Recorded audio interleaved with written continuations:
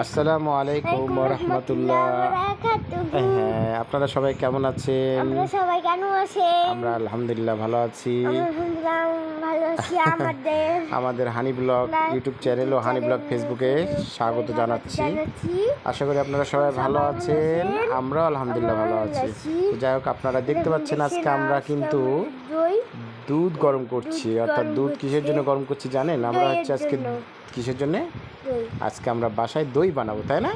তার জন্য আমরা হচ্ছে দুধ গরম করতেছি। তো প্রথমে হচ্ছে আমরা বাজার থেকে আপনার হচ্ছে খাঁটি গরুর দুধ কিনে নিয়ে এসেছি। যদিও প্যাকেট কিন্তু হচ্ছে ওটা খাঁটি কিন্তু দুধ। হ্যাঁ, ওই রাজশাহীর এখানে করা দুধ, ওদের প্যাকেটজাত দুধ আর কি। যাই হোক, না ইন্ডিয়াতে কেমন থাকবে, আমাদের বাংলাদেশে যারা আছে তাদের সাথেই আমরা কথা বলছি। ইন্ডিয়ার মানুষ আমাদের ভিডিও দেখবে কি দেখবে না আমরা কেমন করে বুঝবো? তো যাই হোক, আমরা আজকে আজকে আমরা হচ্ছে দই বানাচ্ছি। কীভাবে দেখো, আমরা হচ্ছে প্রথমে কি করছি, আমরা হচ্ছে দুধটাকে প্রথমে জাল দিয়ে নিচ্ছি, সুন্দরভাবে জাল দিয়ে নিচ্ছি, তাই না? জাল দিয়ে নিচ্ছি। আর আমরা 1 কাপ দই তুলে রাখছিলাম, ওটা দিয়ে আমরা কি বানাবো বলো তো? ওটা দিয়ে আমরা হচ্ছে চিনি দিয়ে আমরা হচ্ছে ক্যারামেল তৈরি করে নিচ্ছি। দাঁড়াও, আমি কথা বলি তারপরে তুমি কথা বলবা। তা আমরা হচ্ছে এটা ক্যারামেল তৈরি করে নিচ্ছি। প্রথমে হচ্ছে চুলাতে হাঁড়িটা দিয়ে ওইখানে অল্প পরিমাণ একটু চিনি দিয়েছি। চিনিটা যখন গলা গলা ভাব হবে তখন আমরা এর মধ্যে কী করবো, এর মধ্যে হচ্ছে আমরা দুধটা ঢেলে দেবো। দেখো দুধটা ঢেলে দিলে কী হবে, ক্যারামেল তৈরি করার কারণ হচ্ছে এটাতে হচ্ছে দইয়ের যে একটি কালার আছে না, কালারটা আসবে, বুঝতে পারছো? তা আমরা তো কখনো দই বানাইনি, প্রথম ট্রাই করতেছি, জানি না কেমন হবে। আশা করি ভালো হবে, কারণ আমরা হচ্ছে এটা এর আগে কোনো চেষ্টা করিনি, কিন্তু ইনশাল্লাহ চেষ্টা করতেছি, দেখি, আল্লাহ ভরসা, আশা করা যায় ভালো হবে আর কি। যাই হোক, ক্যারামেল তৈরি করা হয়ে গেছে। এদিকে আমাদের দুধটা ফুটতেছে চুলাতে। এটা আমরা 1 লিটার দুধ নিয়েছি। 1 লিটার দুধে সাধারণত হচ্ছে আপনার 700 ml যখন দুধ থাকবে সেই অবস্থাতে আমরা হচ্ছে চিনি দিয়ে দেবো। এখানে 250 ml মতো চিনি ব্যবহার করছি। আর আমরা যে ক্যারামেলটা বানাইছিলাম এটা আমরা হচ্ছে দুধের মধ্যে দিয়ে দিলাম। সঙ্গে 3টে এলাচ আমরা এখানে ব্যবহার করলাম। কয়টা এলাচ হবে? 3টে এলাচ। আমাদের দেখেন দুধে সর পড়ে যাচ্ছে, যখনই সর পড়বে তখন কিন্তু আমাদেরকে সরটা ভেঙে দিয়ে ভালোভাবে আবার দুধটা মিক্স করে নিতে হবে। তো যাই হোক, এইভাবে আমরা দুধটা গরম করার পরে আমরা দুধটা রেখে দিই। রাখার পরে এটা যখন ঠান্ডা হবে তখন আমরা দই বানাবো। তো যাই হোক, আমাদের দুধটা ঠান্ডা হয়ে গেছে। আঙ্গুল একটা আমরা চুবিয়ে দেখলাম যে আঙ্গুল দিয়ে রাখার মতো, সহ্য করার ক্ষমতা রাখার মতো অবস্থাতে আমরা দুধটা হচ্ছে দই বানাতে হবে। তো যাই হোক, প্রথমে এটা আমরা দই বানানোর জন্য আসলে দই ছাড়া দই বানানো যায় না হয়তো বা, আমরা সেটাই দেখছি বা শুনেছি। এর জন্য আমরা বাজার থেকে ছোটো একটা দইয়ের কাতারি কিনে নিয়ে এসেছিলাম 30 টাকা দিয়ে। তো যাই হোক, আপনারা যে কোনো একটা দইয়ের ছোটো কাতারি নিয়ে আসলেও হবে, ছোটো দইগুলো পাওয়া যায়, ওটা দিয়ে আপনার দই বানাতে হবে। তো যারা প্রথমে দই বানায় তারা কীভাবে বানাইছিল আমার সঠিক জানা নাই, এটাই আমরা দেখছি বা শিখছি। তো এইভাবে ট্রাই করার চেষ্টা করছি। যাই হোক, আমরা দইটা ভালো করে মিক্স করার পরে আমরা হচ্ছে দইটাকে দুধের মধ্যে দিয়ে ভালো করে মিক্স করার পরে এবার আমরা একটা রাইস কুকারের মধ্যে 2টা গ্লাস, একটা বাটি এবং একটা যে ছোটো দইয়ের কাতারিটা ছিল ওটা আমরা দইয়ের জন্য ব্যবহার করব। তো সবগুলা এখানে আমরা হচ্ছে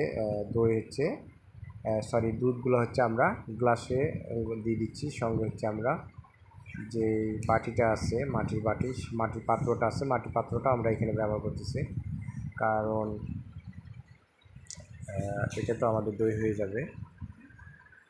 তো দেখেন 1 লিটার দুধে কতগুলো দই হচ্ছে। আর বাদ বাকি দইটা আমাদের একটা বড় বাটিতে আমরা ঢেলে নিলাম। সুন্দর করে বাটিটাতে ঢেলে নিয়ে আমরা এখন এটা ঢেকে দিতে হবে আর কি।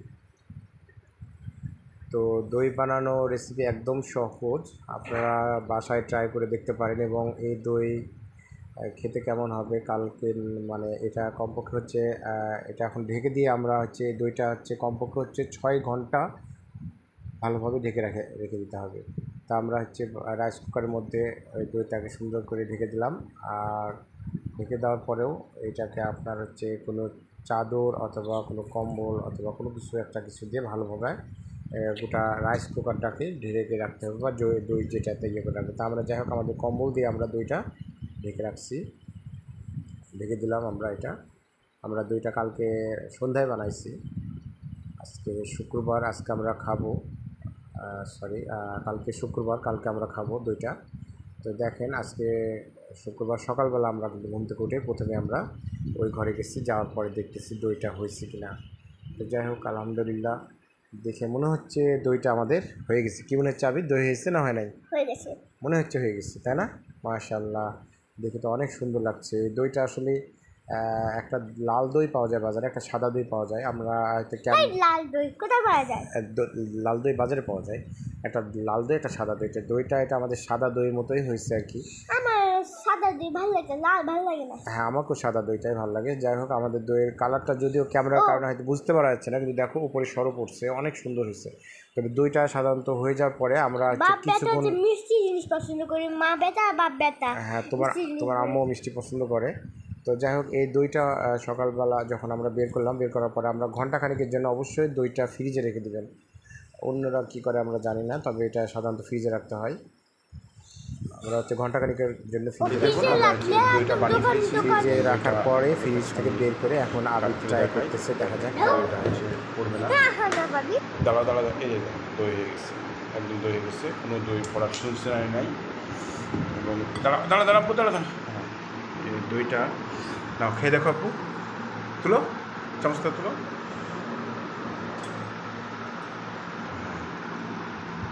ও দেখি হাতে দেখো আপু, কেমন হয়েছে?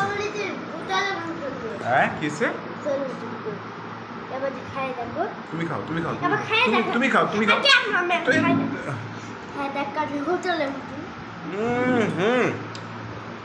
অসম্ভব, এটা হোটেলের মতো না।